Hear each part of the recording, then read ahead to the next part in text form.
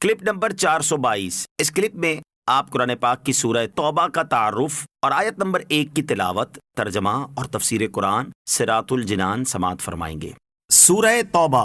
سورہ توبہ کا تعارف، مقام نزول۔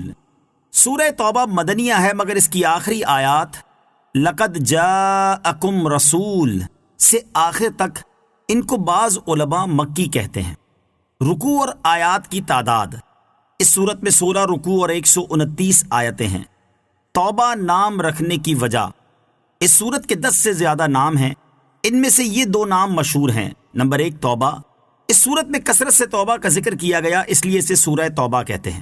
نمبر 2 براءت، یہاں اس کا معنی بری الذمہ ہونا ہے اور اس کی پہلی آیت میں کفار سے براءت کا اعلان کیا گیا ہے، اس مناسبت سے اسے سورہ براءت کہتے ہیں۔ سورہ توبہ کے شروع میں بسم اللہ نہ لکھے جانے کی وجہ، اس سورت کے شروع میں بسم اللہ نہیں لکھی گئی، اس کی اصل وجہ یہ ہے کہ حضرت جبرائیل علیہ السلام اس سورت کے ساتھ بسم اللہ لے کر نازل ہی نہیں ہوئے تھے، اور نبی کریم صلی اللہ تعالی علیہ وسلم نے بسم اللہ لکھنے کا حکم نہیں فرمایا۔ حضرت علی المرتضیٰ کرم اللہ تعالی وجہ الکریم سے مروی ہے کہ بسم اللہ امان ہے اور سورہ توبہ تلوار کے ساتھ امن اٹھا دینے کے لیے نازل ہوئی ہے۔ صحیح بخاری میں حضرت برہ رضی اللہ تعالی عنہ سے روایت ہے کہ قرآن کریم کی سورتوں میں سب سے آخری سورت سورہ توبہ نازل ہوئی۔ سورہ توبہ کے فضائل۔ نمبر 1، حضرت علی المرتضیٰ رضی اللہ تعالی عنہ سے روایت ہے، نبی کریم صلی اللہ تعالی علیہ وآلہ وسلم نے ارشاد فرمایا، منافق سورہ ہود، سورہ براءت، سورہ یاسین، سورہ دخان اور سورہ نبا کو یاد نہیں کر سکتا۔ نمبر 2، حضرت جابر بن عبداللہ رضی اللہ تعالی عنہ فرماتے ہیں کہ جب سورہ براءت نازل ہوئی تو حضور پرنور صلی اللہ تعالی علیہ وسلم نے ارشاد فرمایا، میں لوگوں کی خاطر داری کے لیے بھیجا گیا ہوں۔ نمبر 3، حضرت عطیہ حمدانی رضی اللہ تعالی عنہ فرماتے ہیں، حضرت عمر فاروق رضی اللہ تعالی عنہ نے لکھا، تم خود سورہ براءت سیکھو اور اپنی عورتوں کو سورہ نور سکھاؤ۔ سورہ توبہ کے مضامین۔ اس صورت کا مرکزی مضمون یہ ہے کہ اس میں مشرکین اور اہل کتاب کے خلاف جہاد کرنے کے احکام بیان کیے گئے اور غزوہ تبوک سے منافقوں کو روک کر مسلمانوں اور منافقوں میں امتیاز کر دیا گیا۔ اس کے علاوہ اس صورت میں یہ مضامین بیان کیے گئے ہیں۔ نمبر 1، ان مشرکین سے برات کا اعلان کیا گیا جن سے مسلمانوں کا معاہدہ ہوا اور وہ اپنے معاہدے پر قائم نہ رہے۔ نمبر 2، کفار مکہ کے مسلمانوں سے افضل ہونے کے دعوے کا رد کیا گیا۔ نمبر 3، غزوہ حنین کا واقعہ بیان کیا گیا۔ نمبر 4، یہودیوں کا حضرت عزیر علیہ السلام کو اور عیسائیوں کا حضرت عیسیٰ علیہ السلام کو اللہ تعالیٰ کا بیٹا قرار دینے کا رد کیا گیا۔ نمبر 5، ہجرت کے وقت نبی کریم علیہ السلام اور حضرت ابو بکر رضی اللہ تعالیٰ عنہ کی غار ثور میں ہونے والی گفتگو بیان کی گئی۔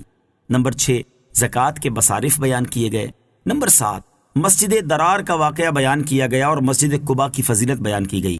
نمبر 8، حضرت کعب بن مالک، حضرت ہلال بن امیہ اور حضرت مرارہ بن ربیع رضی اللہ تعالی عنہم جو کہ غزوہ تبوک میں حاضر نہ ہوئے تھے، ان کی توبہ کا واقعہ بیان کیا گیا۔ سورہ انفال کے ساتھ مناسبت۔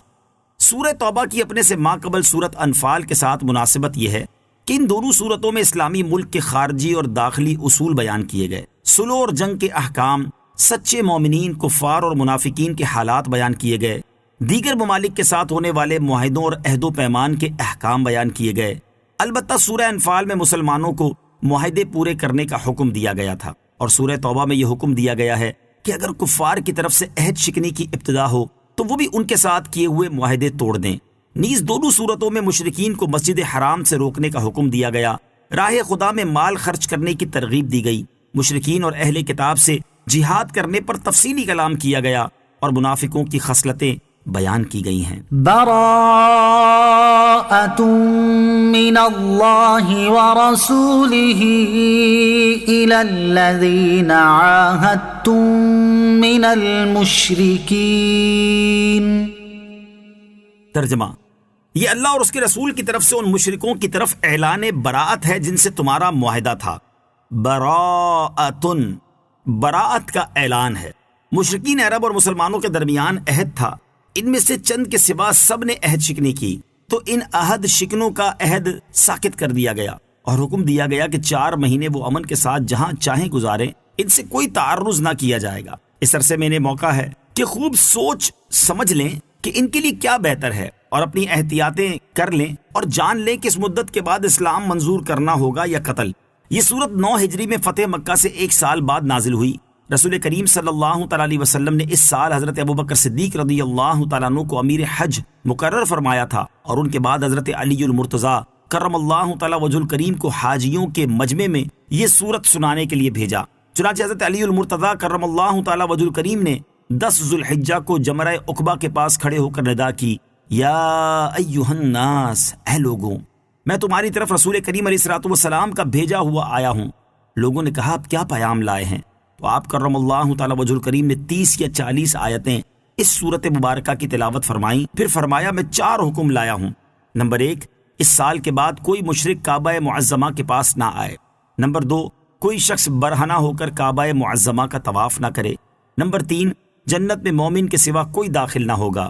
نمبر 4، جس کا رسول کریم علیہ الصلوۃ والسلام کے ساتھ عہد ہے وہ عہد اپنی مدت تک رہے گا، اور جس کی مدت معین نہیں ہے اس کی میعاد 4 ماہ پر تمام ہو جائے گی۔